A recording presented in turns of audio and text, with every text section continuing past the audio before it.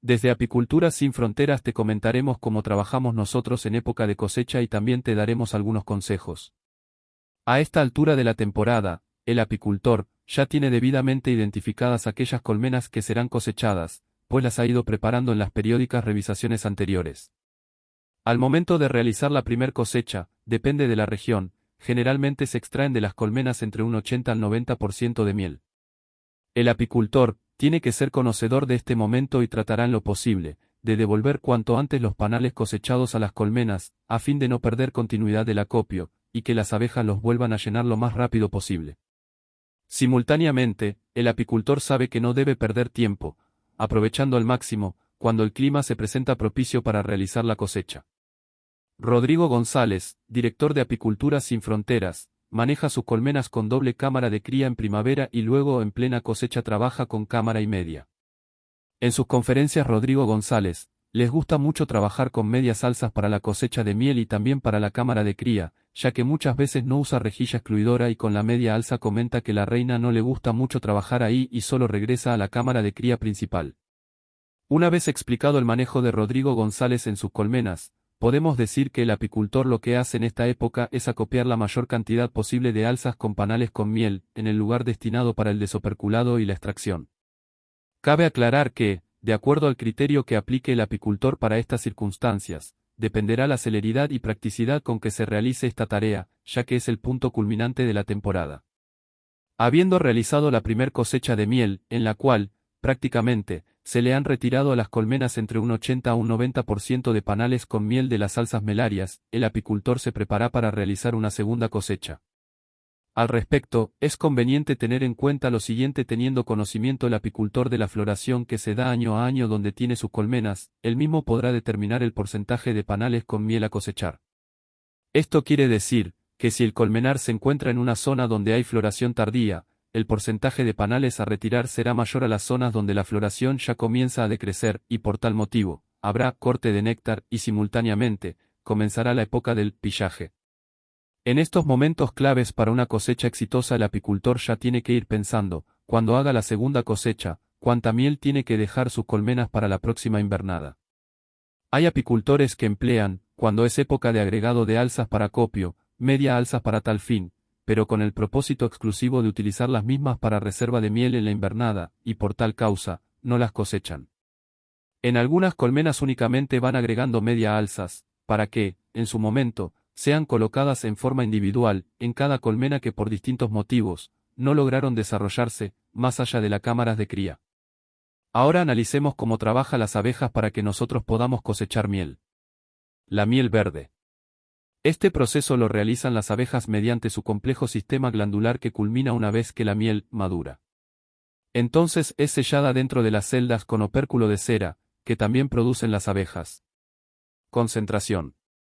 La abeja acopiadora de néctar ingresa en la colmena con su carga. Si la fuente de la cual obtuvo la materia prima ya es conocida por las demás pecoreadoras, camina hasta encontrarse con una abeja doméstica, a la cual entrega parte de su carga.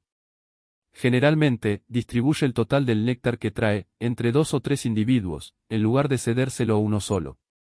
Para realizar la transferencia se efectúa una aproximación entre la abeja que trae el botín y la que lo recibe. Cuando la abeja doméstica toma la carga de la pecoreadora, la primera camina por la colmena hasta llegar a un área descongestionada, donde toma una posición bastante característica, el largo eje de su cuerpo en posición perpendicular y la cabeza hacia arriba, inmediatamente pasa por una serie de operaciones, comenzando con las partes bucales en descanso. Las mandíbulas se abren ampliamente y la probóscide, órgano que facilita la alimentación con líquidos, formado por los maxilares y el labio, se mueve ligeramente hacia adelante y para abajo. Al mismo tiempo la parte distal de la probóscide se mueve un poco hacia afuera y ofrece una pequeñísima gota de néctar en la cavidad preoral. Entonces se levanta todo el órgano y se retrae casi hasta la posición de descanso, luego se deprime nuevamente y se vuelve a levantar como antes, y así sucesivamente. Con cada depresión subsiguiente, la parte distal de la probóscide gira un poco más hacia afuera que antes, pero no llega a la posición de descanso. A medida que se repiten el levantamiento y la retracción de la probóscide se va formando una gotita de néctar, cada vez más grande, hasta llegar al tamaño máximo. Entonces, la abeja absorbe toda la gota hacia el interior de su cuerpo. Cuando el néctar comienza a ser absorbido, la gota toma una superficie cóncava en su parte inferior. Esta parte distal de la probóscide se extiende hasta que desaparece la gota, momento en el que vuelve a doblarse hacia la posición de descanso. A una abeja doméstica, esta tarea le insume apenas unos segundos. Después de completar la parte del proceso de maduración descrito, la abeja busca una celda para depositar la gota que estuvo concentrando. Cabe aclarar que este producto, al que se denomina miel verde, ya no es exactamente igual al que trajo hasta la colmena la abeja pecoreadora. Para poder desprenderse de la gota de néctar, la abeja se arrastra hacia adentro de la celda, con su lado ventral hacia arriba, siendo esta posición característica de una abeja que deposita la miel inmadura. Si la celda está vacía, la abeja introduce el néctar como si estuviera pintando la pared superior de la celda. En cambio, si el receptáculo de cera ya posee miel, simplemente introduce sus mandíbulas en él y agrega una gota al resto del contenido. Cuando el néctar entra con rapidez, y especialmente si está muy líquido, las abejas domésticas suelen distribuirlo rápidamente, fijando una pequeña gota en el techo de las diversas celdas. La gota colgante expone un máximo de superficie para la evaporación. Más tarde las abejas juntan todas las gotitas y recién entonces las pasan por el proceso de maduración, por manipulación. La totalidad de este proceso tiene como finalidad una rápida evaporación del agua del néctar recién recolectado. Azúcar. Esta es la otra fase importante del proceso de maduración de la miel. La inversión de los azúcares comienza en el mismo momento en que se está recolectando el néctar y llevándolo a la colmena, pero la abeja doméstica agrega más invertasa, una enzima muy importante en la miel, conocida también con los nombres de sacarosa o sucrasa, mientras manipula el néctar antes de depositarlo en el panal. El néctar propiamente dicho, es decir, el obtenido por las abejas pecoreadoras en los nectarios de las flores, contiene un 45% de azúcar, mientras que el depositado en las celdas como miel verde cuenta con, aproximadamente, un 60%. Este incremento en la concentración es atribuido a las actividades de las abejas domésticas, al manipular el néctar por medio de sus piezas bucales, previo a su depósito en el panal. Agua. La velocidad con que se elimina el agua del néctar fresco o miel sin madurar está condicionado en alto grado por una serie de factores tales como las condiciones de tiempo y del flujo del néctar, la fuerza de la colonia, la cantidad y concentración de néctar traído en relación con determinada unidad de tiempo, la extensión de celdas disponibles para el almacenaje, las temperaturas, la humedad y la ventilación. Cuando dentro de la colmena la temperatura es alta, la velocidad de evaporación también es alta. En cambio, con respecto a la humedad sucede lo contrario, es decir, a mayor porcentaje de humedad, menor capacidad de evaporación. Es menester que se produzca un cambio del aire prácticamente continuo entre el interior de la colmena y la atmósfera exterior, para reemplazar el aire saturado de humedad del interior de las alzas.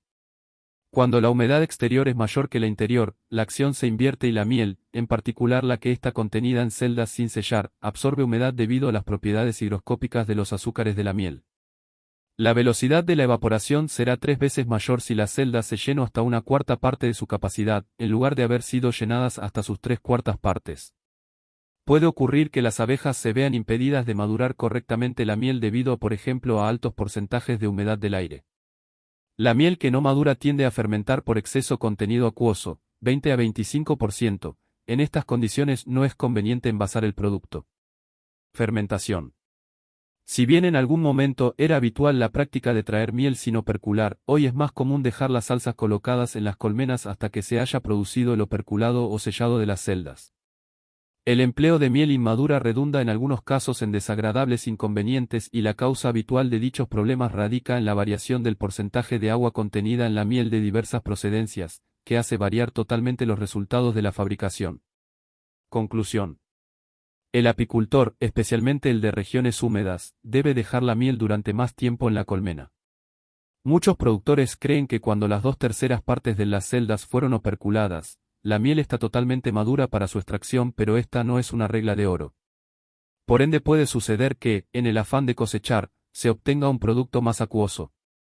Por ello lo más aconsejable es darle tiempo a la colonia para que opercule la mayor cantidad posible de celdas. Otro video de Apicultura sin Fronteras, para los apicultores de todo el mundo.